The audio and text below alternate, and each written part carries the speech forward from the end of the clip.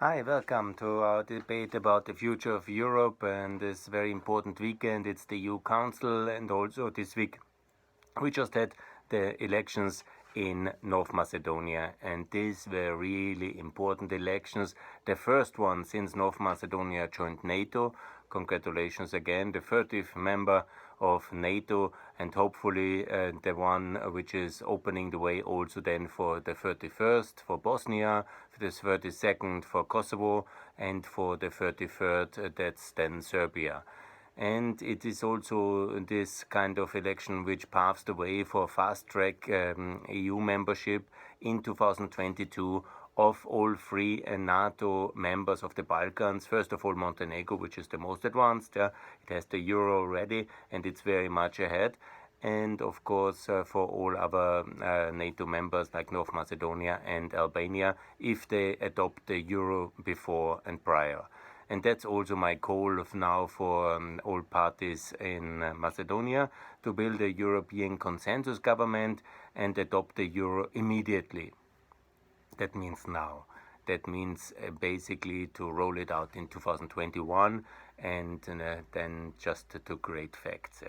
Because we all have to be very grateful that we were now, in a way, in the North Macedonian EU NATO future was vindicated by the voters, but it was very close result. The center left has 46, Dui from the Albanians 15, and the other Albanians can also be counted at the pro-European camp, is obviously then at a smaller amount, but the Albanian parties in generally are very pro-NATO and pro-EU, so this is good. But nevertheless, the government coalition has now a very slim majority of 61 if they form a government together.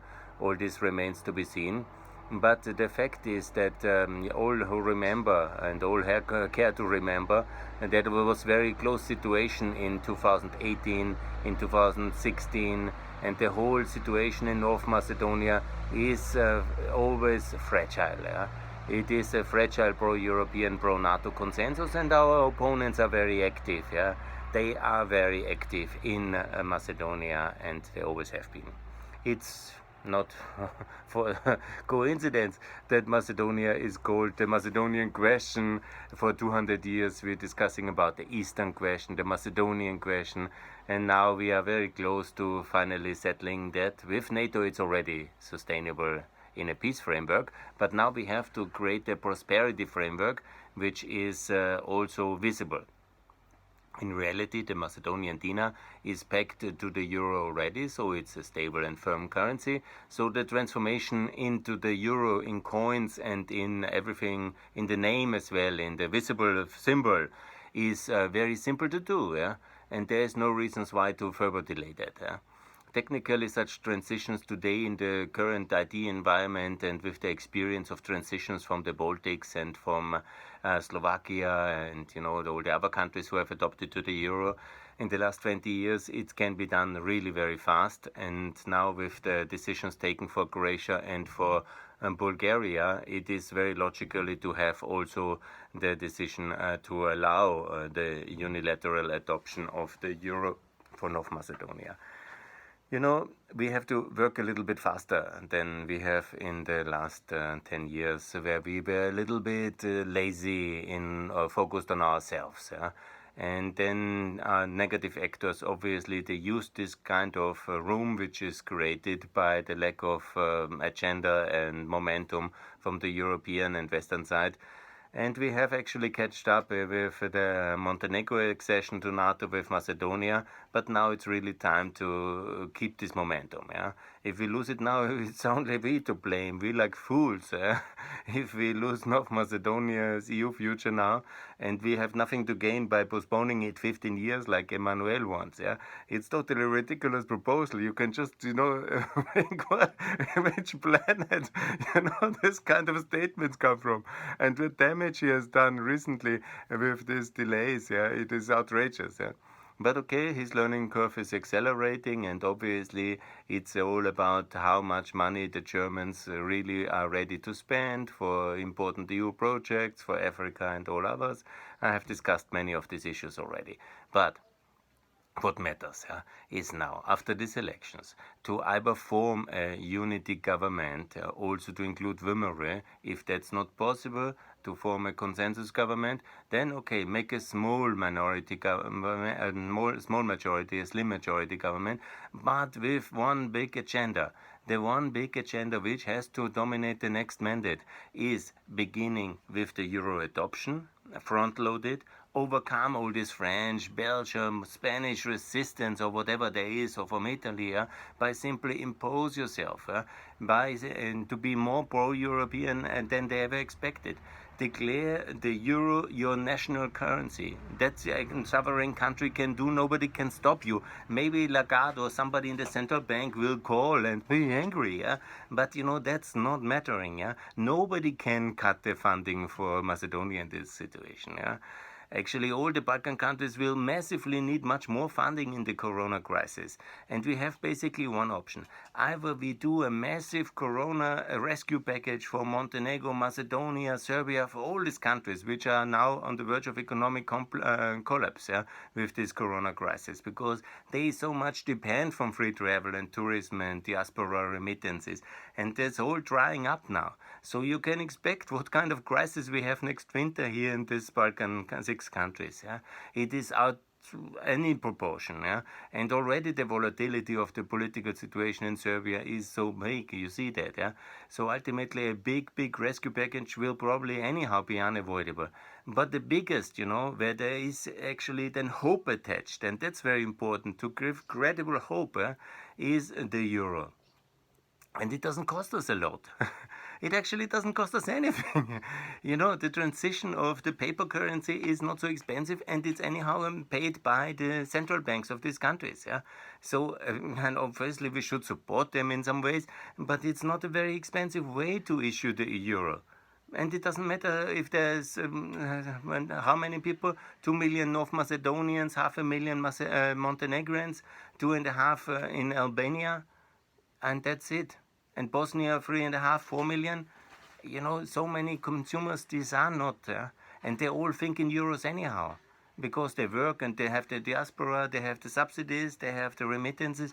It's all euroized mainly in the brain already, in the thinking, and now to go and do that is so important, and that's really the first decision, because rule of law and all the things the EU is saying, it's all very important, obviously, but what really matters is what people see in their hands, in the daily consumption, in the kind of economic decisions they do. How much does the house cost? How much does the beer cost? How much does the life cost? And if you calculate it in euro, you are much more European already in your whole visibility, and that's really very important. And Macedonia is prepared. If any country, wherever any country was prepared, then it's Macedonia. It's also already prepared for the European Union, because it's already since 2005 EU candidate, and it was evaluated by the EU Commission, who does that objectively already in 2005 to be ready as a EU candidate. So nobody can tell me that this is not really progressed in the last 15 long years, and I'm confident that there will be wisdom. So what will be done? The euro now in North Macedonia, and then to be included in the first package, in the, call it the Corona fast accession package, of all NATO and Euro members into the EU in this mandate of Ursula von der Leyen in 2022. That means to conclude everything in 2022, and then to have the ratification process, and then to have it on the 1st of May 2024 to be fully member of the European Union, and to vote for the next European Parliament elections 2024, Albania, Montenegro, North Macedonia.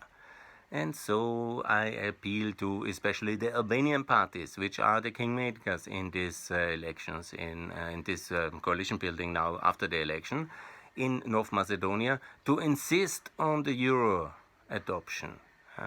Certainly, some people will feel, patriotic, we had such a great time with the dinner, and it's such a great currency to have, and obviously maybe Mitskovsky will go crazy for it, I tweet also to him that this is necessary, and I hope there will be some reason. He's a EPP member, so he should be for the euro, anybody who is against the euro, by the way, Orban should not be in the EPP. I mean, we cannot separate the EU from the euro. Everybody who does that should leave the European People's Party and the Liberals and maybe find his life and his political home in some other political family, but certainly not in the center-right or in the liberal parties or in the Social Democrats. And these are the three parties which together form this coalition in the European Parliament. So if the Wimmer really doesn't like the euro, maybe they'll do something else. There's other options as well, and the same is true for Orban, If you hate the euro so much, leave the EPP and find your political patria somewhere else, So that's for Orban as well, who is, by the way, very active and not always positively, as we all know, in this beautiful southeastern Europe. But then comes the concluding point. I wish the election, also the winners of the elections, and I think there's only winners ultimately, because it was the vindication of the NATO accession. So the North Macedonians have made a very clear vote towards and the future in the West, and that's, I think, wonderful for everybody who lives there and who is a friend of North Macedonia. The peace process is vindicated, and the Prespa peace, and this needs to be celebrated, and also then the whole process to bring a country into NATO, even when there is resistance in this country because of politics. Unfortunately, we have this kind of that's also very troublesome, that there are member parties in the EPP which are against NATO.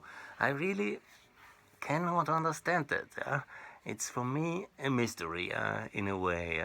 Even Orban is for NATO. He would not go against NATO. But we have Vucic, who gets celebrated by Tusk and is now then openly against NATO. We have Wimmer, which is now internationally regarded as anti-element, anti-NATO element. It's also very surprising. They claim to be friends of Trump and of America and all these things. So it's a bit confusing. I really cannot understand it very well. And I say very clearly, who is against NATO shouldn't be in any of the centrist European political parties who are now forming the European coalition for this mandate and maybe for many mandates to come. So very clear to be, obviously, I have made it already. Now with Macedonia to celebrate, but not lose the momentum. Go very fast now, Macedonia, and make sure that you adopt the euro, you join the EU, adopt